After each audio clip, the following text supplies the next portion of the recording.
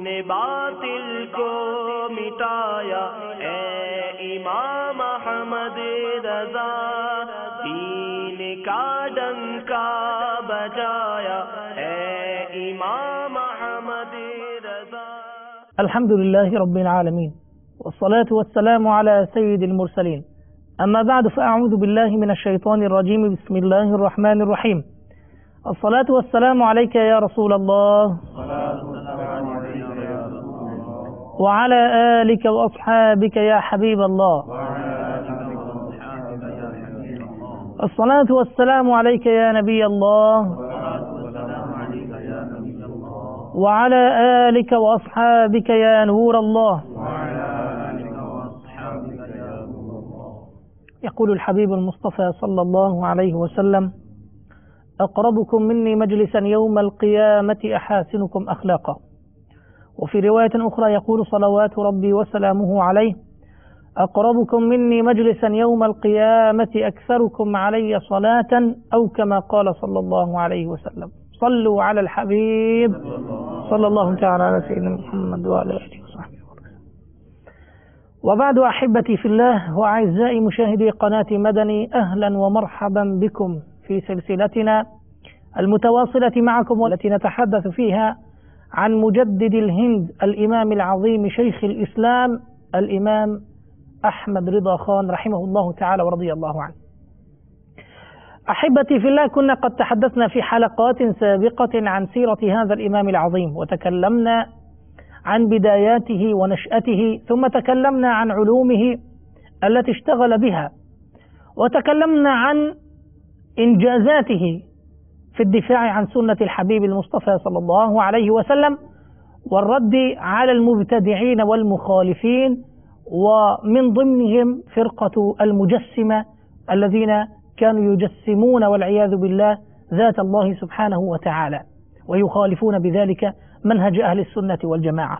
وأيضا الكثير، حيث أن الإمام أحمد رضا خان رحمه الله تعالى لم يتوقف ما إن يطرح عليه سؤال يخالف مذهب أهل السنة والجماعة، أو يسمع أن فيه شيئا يخالف قواعد الأدب مع الله سبحانه وتعالى أو مع الحبيب صلى الله عليه وسلم، فإنه ينبري رحمه الله تعالى ورضي الله عنه لتأليف كتاب ورسالة للرد على هذا السائل أو على هذا المعاند أو المكابر له رحمه الله تعالى.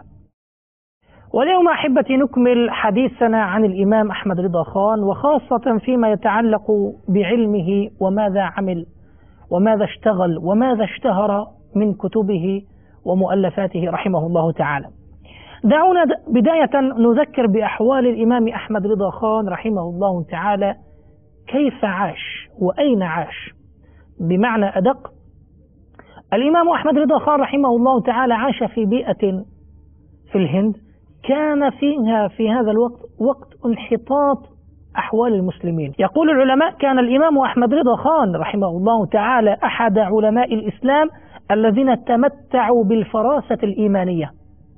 قد وجه الإمام أحمد رضا خان كما ينقل ذلك العلماء اهتمامه البالغ إلى التصانيف والتأليف، وذلك لإحساسه الشديد بمسؤولية الكتابة والتأليف، خاصة وأنه وجد في نفسه أنه قوي في هذا الباب، فخلف بعده ما يقارب 1000 كتاب رحمه الله تعالى ورضي الله عنه، لم تحصى تماما. كل هذا كان تقديرا، وسنأتي الآن للحديث عن عدم قدرتنا على إحصاء كتبه رحمه الله. ألف ما يقارب 1000 ما بين كتاب صغير وكتاب كبير، ما بين رسالة وما بين مجلد، رحمه الله تعالى ورضي الله عنه وأرضاه. وكان أساس مؤلفاته مبنيا على قواعد التي أسس عليها علماء أهل السنة والجماعة كل علومهم، ألا وهي القرآن الكريم والحديث الشريف وأقوال الأئمة والإجماع والقياس. فبذلك كان منهجه في تأليف كل كتبه رضي الله عنه وأرضاه، حيث كان جامعا، كان يجمع العلوم ويعطي عطاء من أخذ، وكأنه أخذ كل العلوم، رحمه الله تعالى ورضي الله عنه وأرضاه.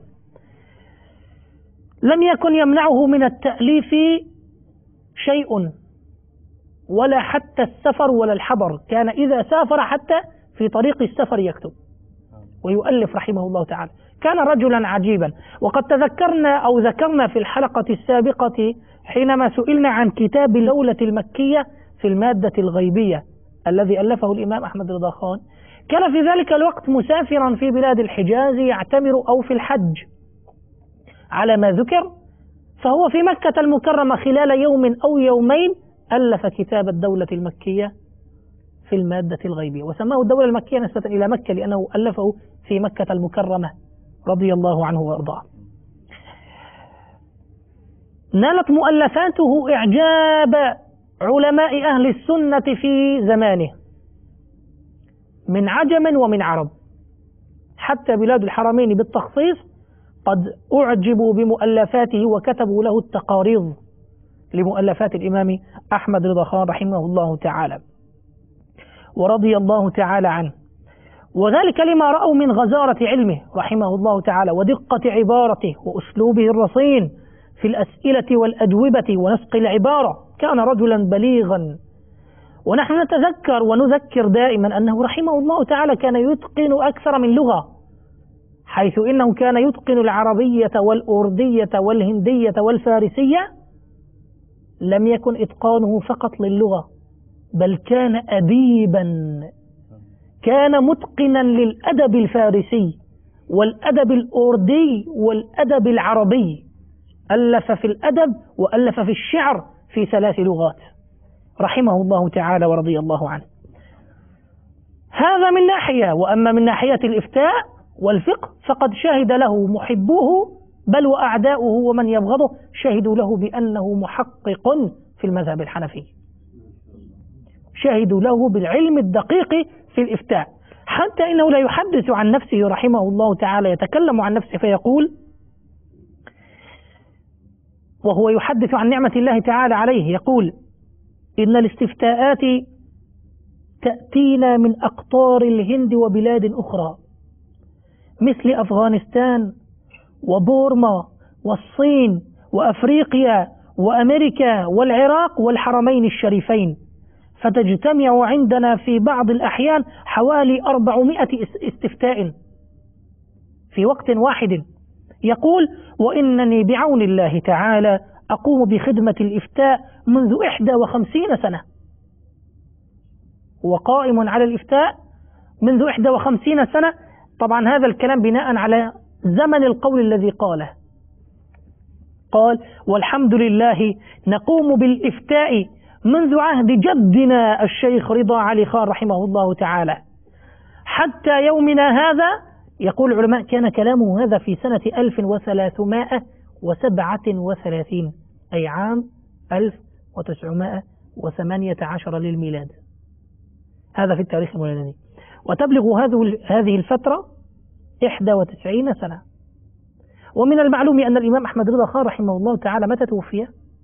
في سنة 1921 أي بعد كلامه هذا ب3 سنوات توفي رحمه الله تعالى ورضي الله تعالى عنه. تأليفاته كثيرة سنتحدث عنها إن شاء الله بالتفصيل بعد أن نتكلم قليلا إن كان هنالك أسئلة بعون الله تعالى. صلوا على الحبيب صلى الله تعالى على سيدنا محمد وعلى آله وصحبه وسلم. هل هنالك من سؤال؟ You were telling that in safar or in traveling he was writing books also. So for writing books we have to consult libraries, we have to consult dictionaries and so many things. So these all books and dictionaries he will be carrying with him in travel. بارك الله فيك. ترجمة سيدي. ما شاء الله. سائل هو يقول إنما الشخص هو يريد أن يؤلف كتاب، فضروري له كتب كثيرة، يعني مكتبة كاملة وفيها كتب كثيرة، فعندما يسافر الشيخ إمام أحمد رضا فهو يسافر مع الكتب الكثيرة أو ماذا يفعل؟ كيف هو يؤلف في السفر بدون الكتب الكثيرة؟ بارك الله فيك. الإمام أحمد رضا خان رحمه الله تعالى عندما نقول أنه شيخ الإسلام أو نقول إنه مجدد الهند، فنحن لا نطلق عليه هذه التسمية عبثا. لماذا؟ لأن هذا العلم علمه في رأسه وفي صدره، لا يحتاج إلى كتب ومراجع، وإلا ما أطلقنا عليه قولنا شيخ الإسلام ومجدد الهند لو أنه ينقل فقط، إنما كان العلم من عنده، يحفظ ما كان يقرأ رحمه الله تعالى، كان موسوعة رحمه الله تعالى. إذا رجلا عنده موسوعة في عقله رحمه الله تعالى. طبعا لا ننكر بل نؤكد دائما على أن هذا هبة من الله تعالى، الله تعالى أعطاه، ولذلك كان جديرا أن يقال له شيخ الإسلام ومجدد الهند، ويعني أمير أهل السنة في زمانه رحمه الله تعالى حقيقة. ولذلك مثله أمثاله كذلك العلماء الكبار الذين كان من سلفنا الصالح رضي الله عنهم وأرضاهم جميعا. فهو على نهج السلف الصالح رضي الله عنه بغزارة علمه وأيضا بعلوم التي حاز بها، والله تعالى أعلم والحمد لله. ما شاء الله.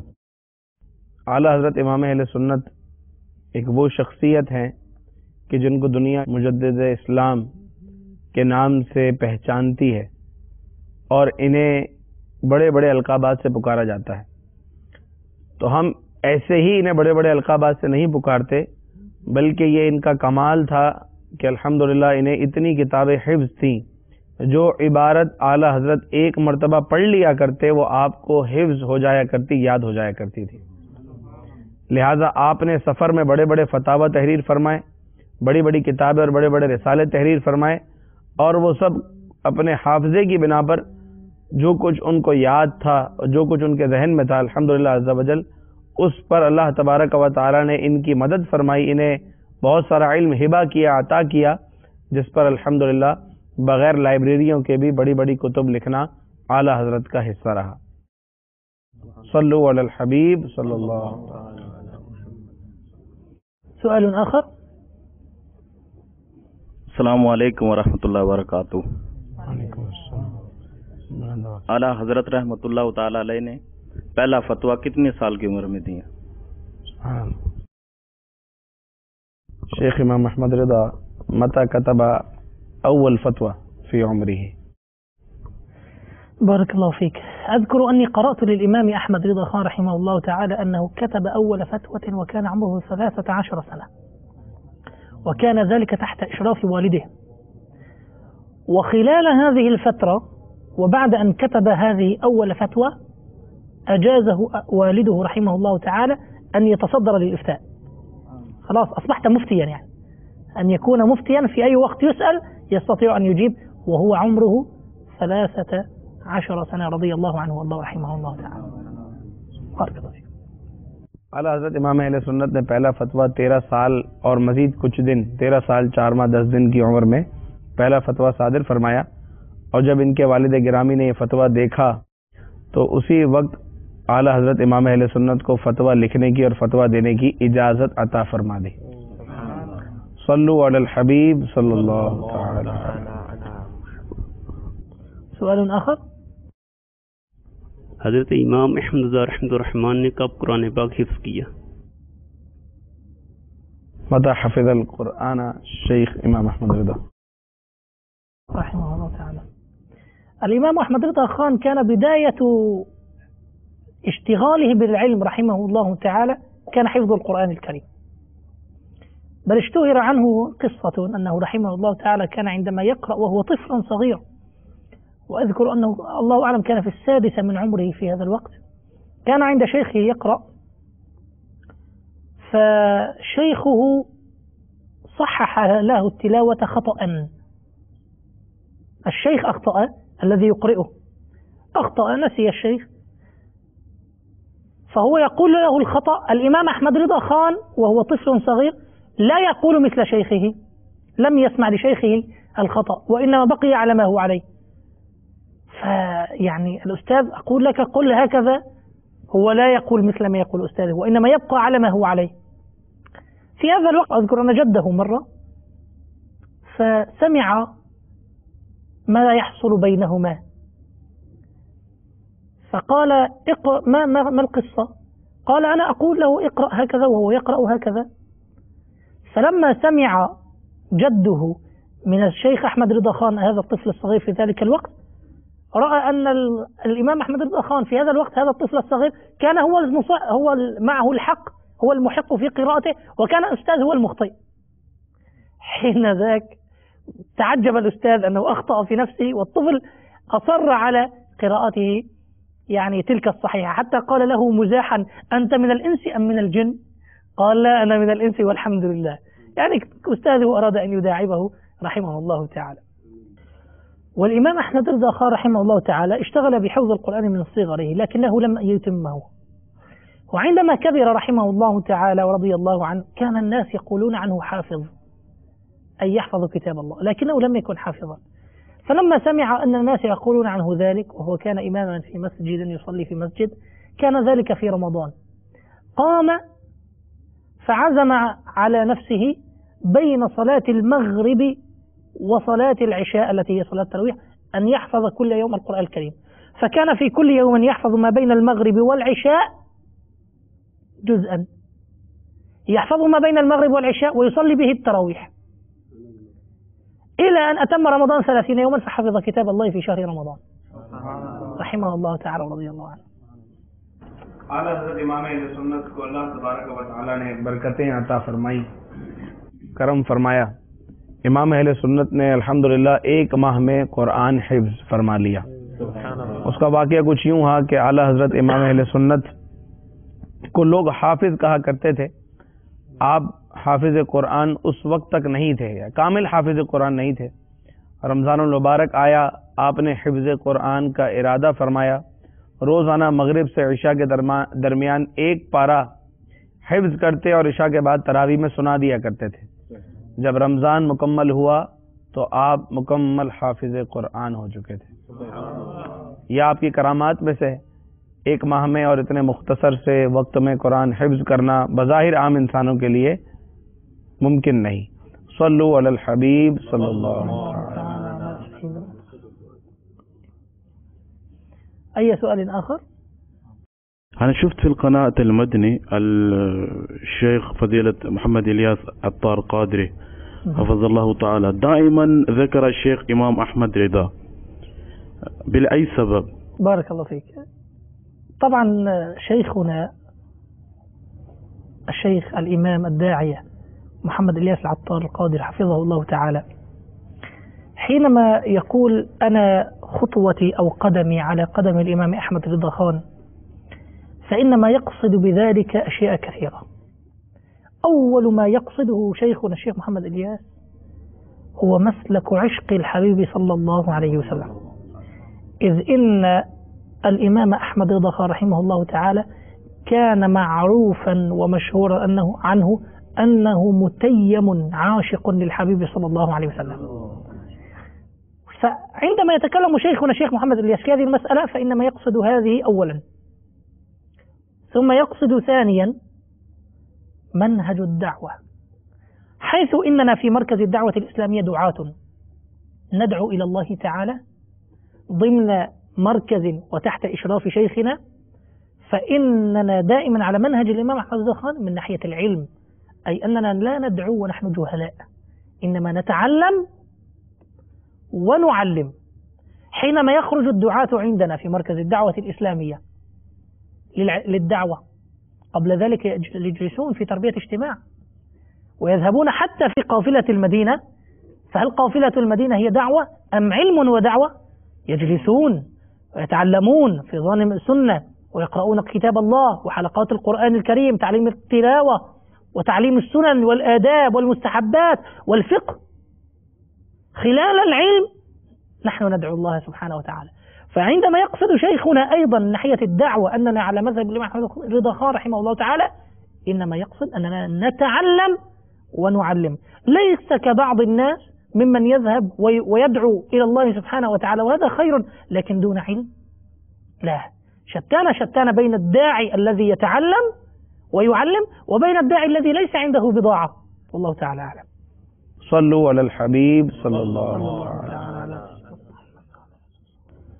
إذن أحبتي في الله، الإمام أحمد رضا خان رحمه الله تعالى أحد الأعلام الكبار. بهذا نكون قد وصلنا إلى نهاية حلقتنا لهذا اليوم في الحديث عن الإمام أحمد رضا خان. نكمل إن شاء الله في حلقة قادمة الحديث عن علمه وعن علومه وعن عدد المؤلفات التي ألفها.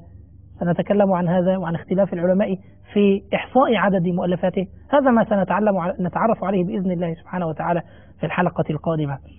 ختاما أسأل الله العظيم رب العرش العظيم أن يكرمنا وإياكم دائما بالنهل من العلم كما كان إمامنا الشيخ أحمد رضا خان رحمه الله تعالى، وكما علمنا شيخنا وداعيتنا ومربينا الشيخ محمد الياس حفظه الله تعالى، أن ننهل دائما من العلم لنعلم الناس دائما على نهج أهل السنة والجماعة. أسأل الله العظيم ذلك وأن يكرمنا وإياكم بذلك، والحمد لله رب العالمين. سبحانك اللهم وبحمدك، أشهد أن لا إله إلا أنت، أستغفرك وأتوب إليك. صلوا على الحبيب صلى الله تعالى على سيدنا محمد وعلى آله وصحبه وسلم. तूने बातिल को मिटाया ए इमाम अहमद रज़ा, दीन का डंका बजाया ए इमाम अहमद